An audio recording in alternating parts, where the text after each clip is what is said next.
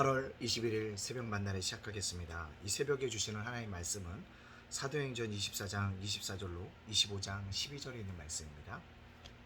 사도행전 24장 24절로 25장 12절에 있는 말씀입니다. 제가 봉독해 올리겠습니다. 수유류의 베니스가 그 안에 유대 여자 두루실라와 함께 와서 바울을 불러 그리스도 예수 믿는 도를 듣거늘 바울이 의와 절제와 장차 오는 심판을 강론하니 베리스가 두려워하여 대답하되 지금은 가라 내가 틈이 있으면 너를 부르리라 하고 동시에 또 바울에게 돈을 받을까 바라는 거로 더 자주 불러 같이 이야기하더라. 이태가 지난 후 보르기오 베스도가 베리스의 소임을 이어받으니 베리스가 유대인의 마음을 얻고자 하여 바울을 구류하여 두니라. 베스도가 부임한 지 3일 후에 가이사랴 예루살렘으로 올라가니 대장들과 유대인 중 높은 사람들이 바울을 고소할세 베스도의 호의로 바울을 예루살렘으로 옮기기를 청하니 이는 길에 매복하였다가 그를 죽이고자 함이었더라. 베스도가 대답하여 바울이 가이사랴에 군류된 것과 자기도 멀지 않아 떠나갈 것을 말하고 또 이르되 너희 중 유력한 자들이 나와 함께 내려가서 그 사람에게만 옳지 아니한 일이 있거든 고별하라 하니라. 베스도가 그들 가운데 8일 혹은 10일을 지낸 후 가이사로 내려가서 이튿날 재판자리에 앉고 바울을 데려오라 명하니 그가 나오며 예루살렘에서 데려온 유대인들이 둘러서서 여러 가지 중대한 사건으로 고발하되 능히 증거를 대지 못한지라. 바울이 변명하여 이르되 유대인의 율법이나 성전이나 가이사에게나 내가 도무지 죄를 범하지 아니하였노라 하니 베스도가 유대인의 많은 마음을 얻고자 하여 바울더러 묻되 내가 예루살렘에 올라가서 이 사건에 대하여 내 앞에서 심문을 받으려느냐. 바울이 이르되 내가 가이사의 재판 자리에 서였으니 마땅히 거기서 심판을 받을 것이라. 당신도 잘 아시는 바와 같이 내가 유대인들에게 불의를 행한 일이 없나이다. 만일 내가 불의를 행하여 무슨 죽을 죄를 지었으면 죽기를 사양하지 아니할 것이나 만일 이 사람들이 나를 고발하는 것이 다 사실이 아니면 아무도 나를 그들에게도 내줄 수 없나이다. 내가 가이사에게 상소하노라 한데 베스도가 배석자들과 상의하고 이르되 내가 가이사에게 상소하였으니 가이사에게 갈 것이니라 하니라. 아멘. 오늘도 새벽 만나에서 함께 하신 하나님께 감사와 찬양과 영광을 올려드립니다. 또한 말씀으로 오늘 일주일을 시작하는 여러분들 주님의 이름으로 축복합니다. 여러분들 어제 제가 설교하면서 그랬습니다. 그리스도인의 최고의 성공이 무엇일까요? 여러분 그리스도인의 최고의 성공은 무엇일까요? 단 하나입니다. 구원받는 것입니다. 내가 천국에서 깨어나는 것입니다. 이것이 가장 성공이라는 것입니다. 세상에서 아무리 훌륭한 명예와 권력과 물질을 가졌자 할지라도 제가 죽었을 때 깨어났는데 그것이 천국이 아니라면 그는 성공한 인생이라고 할 수 없을 것입니다. 그러나 세상은요 우리가 원하는 것처럼 구원이 목적이 아닙니다. 돈이 목적이고 사람들에게 마음을 얻기 위한 정치적인 목적에 두고 있음을 발견하게 됩니다. 오늘 사도 바울이 감옥에 갇혀 지내다가 특별히 누군가 베리스 앞에 서게 됩니다. 총독이죠. 베리스가 사도 바울을 가장 많이 부른 것에 대해서 얘기합니다. 뭘까요? 뇌물을 받을까?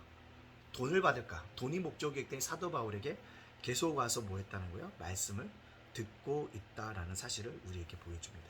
근데 사도 바울이 이미 베리스의 마음을 꿰뚫어 왔습니다. 그래서 그 꿰뚫어 보면서 뭐라고 얘기합니까? 오히려 그가 부를 때마다 의와 절제와 장차 오는 심판에 대해서 강론합니다. 어떤 것이 그의 마음을 가장 아프게 했을까요? 심판입니다. 이 세상의 삶으로서 끝나는 것이 아니라 죽은 후에 뭐가 있다? 심판이 있다는 것을 강조하니까 베리스가 계속적으로 찔림을 받게 되어지는 것입니다. 여러분 그렇습니다. 이처럼 말씀이라고 하는 것은요 사람의 폐부를 쪼갭니다. 그리고 회개할 기회를 줬는데 회개하지 아니한다는 거죠. 그래서 어떻게 합니까? 베리스도 사도 바울을 역류하고 구류해서 돈을 더 얻을까 하는 그 마음의 심정이 있다라는 생각입니다. 여러분들 이 말씀을 통해서 깨달아야 할 게 뭘까요? 그렇습니다. 우리의 삶은 이 땅으로 끝나는 것이 아니라 죽음 이후의 삶이 있습니다. 그 삶 속에서 영생을 누리는 것이 우리의 목적이라는 것입니다. 그렇다고 한다면 이 땅 속에 심판을 기억하며 살아갈 수 있는 우리 그리스도인들이 되어지기를 간절히 소원합니다. 두 번째요. 베리스 총독이 간 다음에 베스토라는 총독이 부임합니다. 사도 바울이 구류된 상태에서 그가 분류합니다. 그때 유대 지도자들이 와서 보면 사도 바울을 고소해요.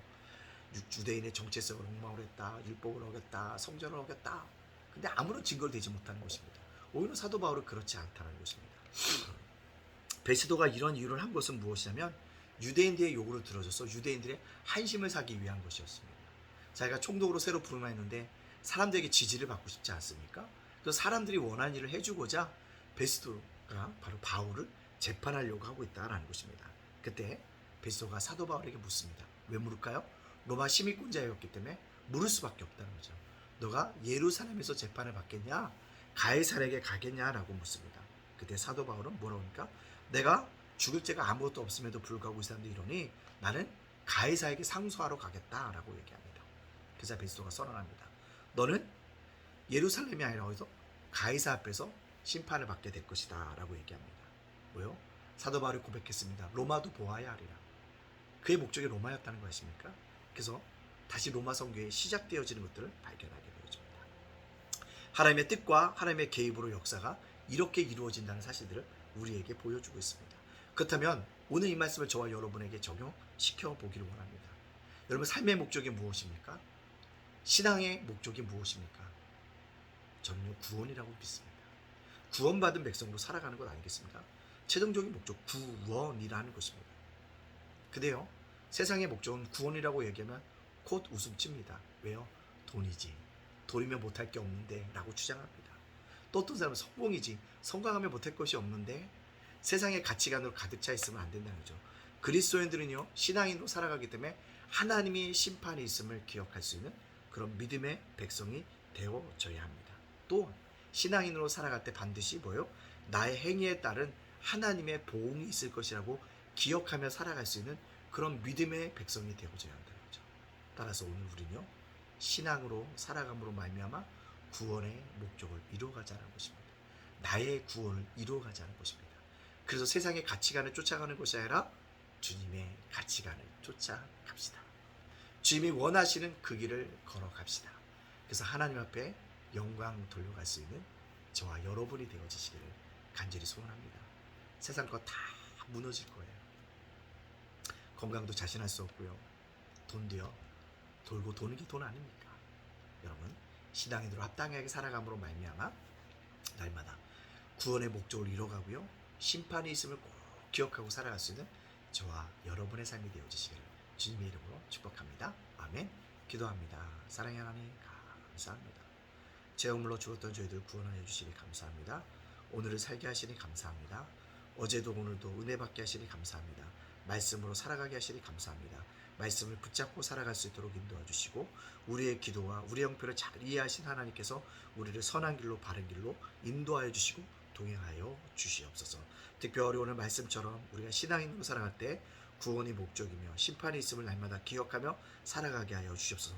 돈이 목적이 되지 않도록 인도해 주시고 사람의 환심을 사기 위한 것이 목적이 되지 않도록 우리를 붙잡아 주시옵소서. 오늘 사랑 우리 성도들을 지켜 주시옵소서. 예담교회를 지켜 주시고 제가 목센터와 작은 도서관 위에 함께하여 주시옵소서. 윤수일 목사와 저희 가정을 지켜 주시옵소서. 예수님 이름으로 축복하며 기도합니다. 아멘.